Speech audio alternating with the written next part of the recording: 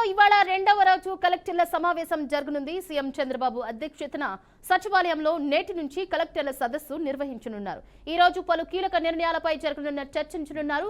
అయితే అదే విధంగా 6 నెలల పాలనలో చేపట్టిన అభివృద్ధి సంక్షేమ కార్యక్రమాలపై ఈ సదస్సులో చర్చిస్తారు.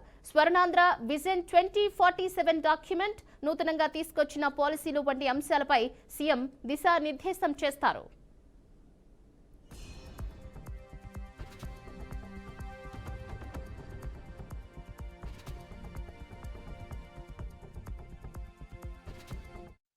ఈ సదస్సులో 26 జిల్లాల కలెక్టర్లు, 40 శాఖల అధిపతులు పాల్గొననున్నారు.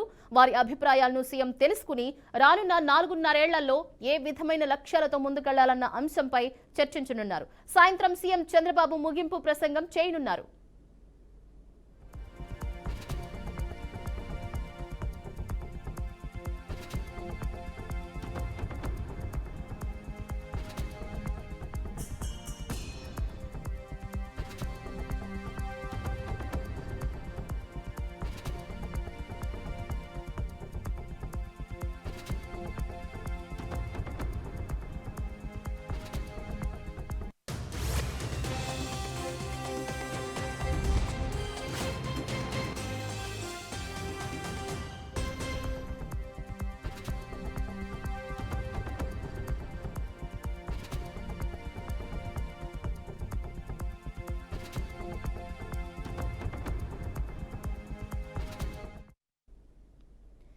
ఏపీలో ఇవాళ రెండవ రోజు కలెక్టర్ల సమావేశం జరగనుంది. సీఎం చంద్రబాబు అధ్యక్షతన సచివాలయంలో నేటి నుంచి కలెక్టర్ల సదస్సు నిర్వహించనున్నారు.